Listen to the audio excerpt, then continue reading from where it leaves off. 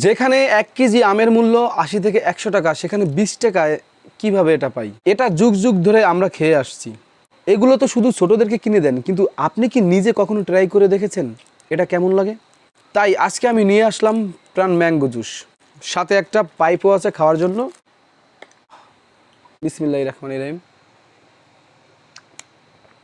ও, ঘ্রাণটা তো একদম পুরা মনে হয় তাজা আম খাচ্ছি। ওহো, দেখছেন কালারটা পুরা আমের কালার, কিন্তু এটা খুবই পাতলা।